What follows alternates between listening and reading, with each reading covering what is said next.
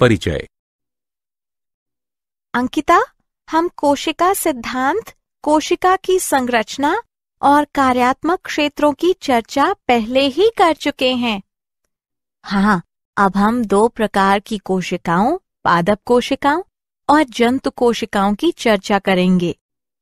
ठीक है, किंतु हम पादप और जंतु कोशिका, प्रोकैरियोटिक कोशिका की संरचना का अवलोकन तथा पादप और जंतु कोशिका अर्थात प्रोकैरियोटिक और यूकैरियोटिक कोशिका के बीच के अंतर की भी चर्चा करेंगे।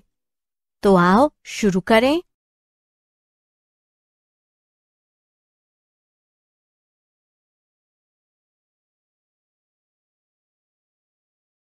उद्देश्य।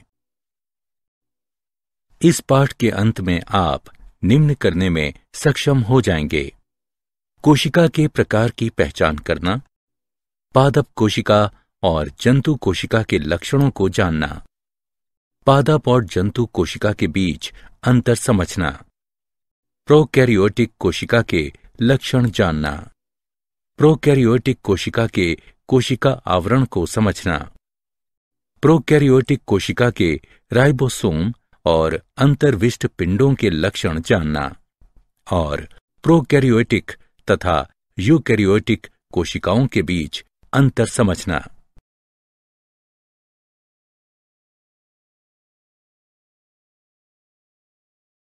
कोशिका के प्रकार। हमारे पास 2 प्रकार की कोशिकाएं हैं: पादप कोशिकाएं और जंतु कोशिकाएं। केंद्रक झिल्ली की उपस्थिति के आधार पर 2 प्रकार की कोशिकाएं होती हैं: प्रोकैरियोटिक और यूकैरियोटिक।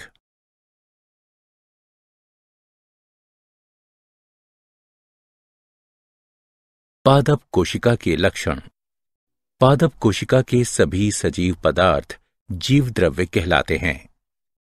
कोशिका एक कोशिका झिल्ली या जीव द्रव्य झिल्ली से घिरी होती है। पादप कोशिकाओं में जीव द्रव्य झिल्ली से घिरी कोशिका भित्ति होती है। कोशिका भित्ति सेल्यूलोज की बनी और दृढ़ होती है, इसलिए यह पादप कोशिका को सहारा प्रदान करती है। केंद्रक कोशिका का नियंत्रण केंद्र है, जो कोशिका द्रव्य द्वारा घिरा होता है। रसधानी पादप कोशिका के लिए एक संग्रहण क्षेत्र है, जिसमें शर्करा, लवण और वणकों का बना कोशिका रस होता है। पादप कोशिका में क्लोरोप्लास्ट भी पाया जाता है, जिसमें क्लोरोफिल होता है। ये वो स्थान है जहां कोशिका के भीतर प्रकाश संश्लेषण होता है।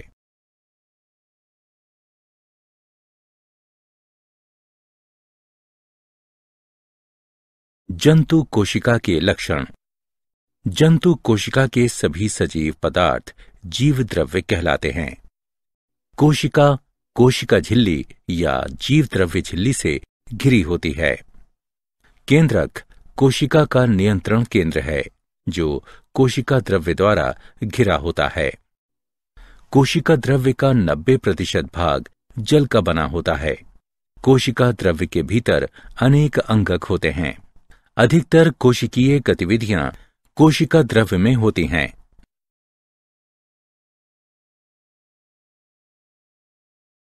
पादप और जंतु कोशिकाओं के बीच अंतर।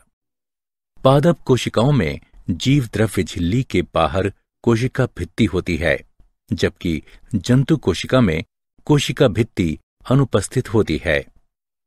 पादप कोशिकाओं में कोशिका का आकार नियत होता है, जबकि जंतु कोशिकाओं में कोशिका भित्ति की अनुपस्थिति के कारण कोशिका का आकार नियत नहीं होता है। पादप कोशिका में जीव द्रव्य परिधीय होता है, जबकि जंतु कोशिका में ये पूरी कोशिका में भरा होता है। पादप कोशिकाओं में केंद्रक परिधीय जीव द्रव्य में स्थित होता है और अंडाकार होता है, जबकि जंतु कोशिका में केंद्रक मध्य में स्थित होता है और गोलाकार होता है। पादप कोशिकाओं में बड़ी रसधानी कोशिका रस के साथ मध्य में स्थित होती है, जबकि जंतु कोशिकाओं में रसधानी यदि उपस्थित होती है तो बहुत कम और छोटी होती है।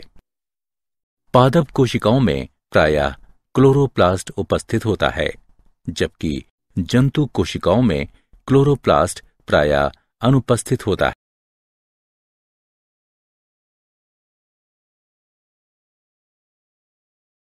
प्रोकैरियोटिक कोशिकाओं के लक्षण। प्रोकैरियोटिक कोशिकाएं आते हैं जीवाणु और नीले हरे शैवाल साइनोबैक्टीरिया में इस प्रकार की कोशिकाएं पाई जाती हैं। ऐसी कोशिकाओं में पूरी तरह से विकसित कोशिकांग नहीं पाए जाते हैं। प्रोकैरियोटिक कोशिकाओं में केंद्रक पर केंद्रक झिल्ली नहीं होती है, जिसके कारण प्रायः केंद्रक में उपस्थित पदार्थ कोशिका के केंद्रीय भाग में विसरित होकर कोशिका द्रव्य के सीधे संपर्क में आ जाते हैं।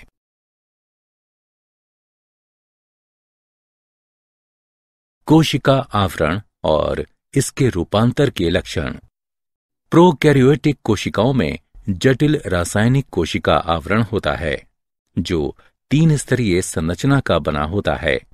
सबसे बाहरी परत ग्लाइकोकैलिक्स, मध्य परत कोशिका भित्ति और सबसे भीतरी परत जीव द्रव्य झिल्ली है। ग्लाइकोकैलिक्स या तो ढीली आच्छद रूप में होती है, जो अवमपक परत कहलाती है, या मोटी और कठोर परत के रूप में होती है, जो संपुटिका कहलाती है। कोशिका भित्ति कोशिका को मजबूत संरचनात्मक सहारा प्रदान करती है, जो कोशिका को फटने या निपातित होने से बचाती है। ये कोशिका को आकार भी प्रदान करती है। जीव द्रव्य झिल्ली यूकैरियोट के जैसे ही अर्धपारगम्य होती है।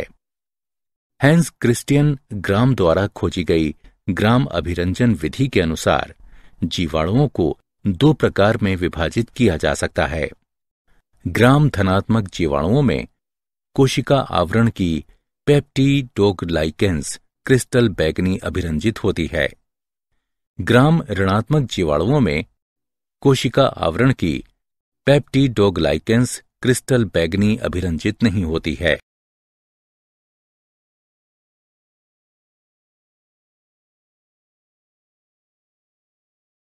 प्रोकैरियोटिक कोशिकाओं के मीसोसोम। प्रोकैरियोटिक कोशिकाओं में एक विशिष्ट कलामय संरचना मीसोसोम पाई जाती है। ये कोशिका में जीव द्रव्य झिल्ली के फैलाव से बनती है।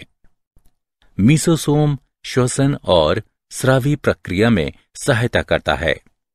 मीसोसोम जीव द्रव्य झिल्ली की सतह में वृद्धि करने में भी सहायता करता है, जिसके परिणाम स्वरूप कोशिका की एंजाइम मात्रा में भी वृद्धि हो जाती है। मीसोसोम कोशिका भित्ति के निर्माण, डीएनए प्रतिकृति और संतति कोशिकाओं के वितरण में भी सहायता करता है।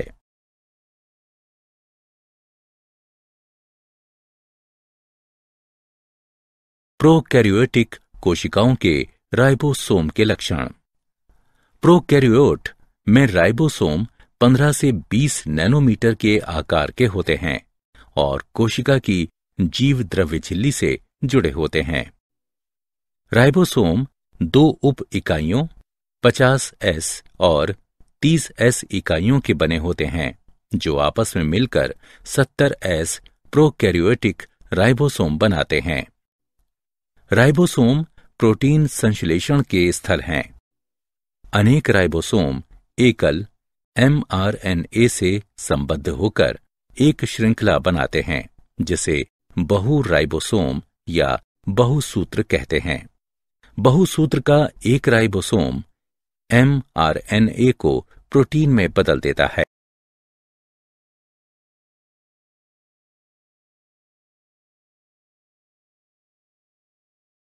प्रोकैरियोटिक कोशिकाओं में गमन। प्रोकैरियोट चलायमान या अचलायमान होते हैं। जब वे चलायमान होते हैं तो उनमें कोशिका भित्ति के बाहर की तरफ कशाभिका होती हैं। ये कशाभिका पतली और तंतुमय होती हैं। कशाभिकाएं 3 भागों से मिलकर बनी होती हैं: तंतु, अंकुश और आधारी शरीर। तंतु कशाभिका का सबसे लंबा भाग है, जो कोशिका सतह से बाहर की तरफ निकलते हैं। कशाभिका एक या अनेक हो सकती हैं। प्रोकैरियोटिक कोशिकाओं की सतह पर पिल्ली यानी रोम और झालर भी पाई जाती है। रोम विशेष प्रोटीन के बने होते हैं और लंबी नलिकाकार संरचनाएं होती हैं। झालर लघुशूक जैसे तंतु हैं, जो कोशिका के बाहर प्रवर्धित होते हैं।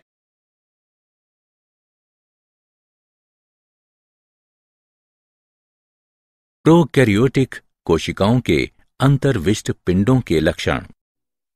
प्रोकैरियोटिक कोशिकाओं में बचे हुए पदार्थ अंतर्विष्ट पिंडों के रूप में कोशिका द्रव्य में संचित होते हैं, जो कोशिका द्रव्य में स्वतंत्र रूप से पड़े रहते हैं। उदाहरण: फॉस्फेट कणिकाएं, साइनोफाइसी कणिकाएं और ग्लाइकोजन कणिकाएं।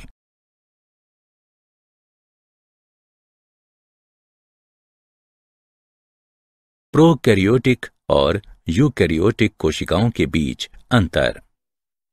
प्रोकैरियोटिक कोशिकाएं 5 माइक्रोमीटर से छोटी होती हैं, जबकि यूकैरियोटिक कोशिकाएं 10 माइक्रोमीटर से बड़ी होती हैं।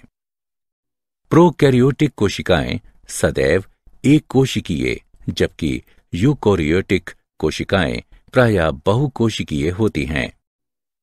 प्रोकैरियोटिक कोशिकाओं में झिल्ली से घिरे केंद्रक और अंगक नहीं पाए जाते हैं, जबकि यूकैरियोटिक कोशिकाओं में झिल्ली से घिरे केंद्रक और अंगक होते हैं। प्रोकैरियोटिक कोशिकाओं में डीएनए गोलाकार और बिना प्रोटीन का होता है, जबकि यूकैरियोटिक कोशिकाओं में डीएनए रेखीय होता है और प्रोटीन से जुड़कर क्रोमेटिन बनाता है। प्रोकैरियोटिक कोशिकाओं में राइबोसोम छोटे 70S होते हैं, जबकि यूकैरियोटिक कोशिकाओं में राइबोसोम बड़े यानी 80S होते हैं। प्रोकैरियोटिक कोशिकाओं में कोशिकीय कंकाल नहीं होता है, जबकि यूकैरियोटिक कोशिकाओं में हमेशा कोशिकीय कंकाल पाया जाता है। प्रोकैरियोटिक कोशिकाएं दृढ़ घूर्णी कशाभिका द्वारा गति करती हैं, जबकि यूकैरियोटिक कोशिकाएं पक्षाभिकाएं या कशाभिकाएं हिलाकर गति करती हैं। प्रोकैरियोटिक कोशिकाएं द्विखंडन द्वारा विभाजित होती हैं, जबकि यूकैरियोटिक कोशिकाएं अर्धसूत्री या सूत्री विभाजन द्वारा विभाजित होती हैं।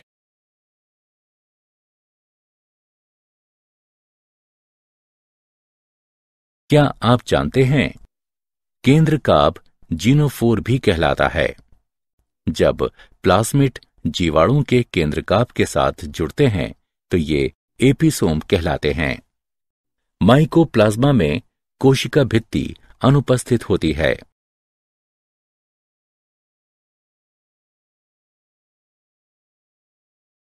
सारांश। आइए हमने जो कुछ सीखा है उसे संक्षेप में दोहराएं। कोशिकाएं 2 प्रकार की होती हैं, पादप कोशिका और जंतु कोशिका। पादप कोशिकाओं में कोशिका कला के बाहर कोशिका भित्ति होती है। झिल्ली से घिरे केंद्रक और कोशिकांगों की उपस्थिति या अनुपस्थिति के आधार पर कोशिकाओं और इस कारण जीवों को यूकैरियोटिक या प्रोकैरियोटिक कहा जा सकता है। एक प्रारूपिक यूकैरियोटिक कोशिका कोशिका झिल्ली, केंद्रक और कोशिका द्रव्य की बनी होती है।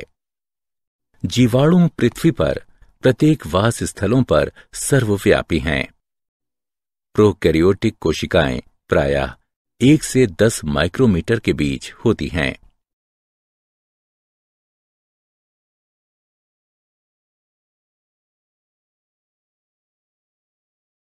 यूकैरियोटिक कोशिकाएं विशिष्ट रूप से बड़ी होती हैं, जो प्रायः 10 से 100 माइक्रोमीटर के बीच होती हैं। प्रोकैरियोटिक कोशिकाएं आते हैं। ऐसी कोशिकाओं में पूरी तरह से विकसित कोशिकांग नहीं होते हैं।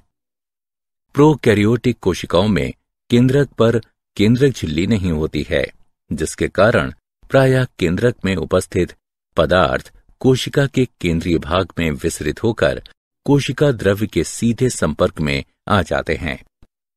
जीवाणु और नीले हरे शैवाल यानी साइनोबैक्टीरिया में इस प्रकार की कोशिकाएं पाई जाती हैं।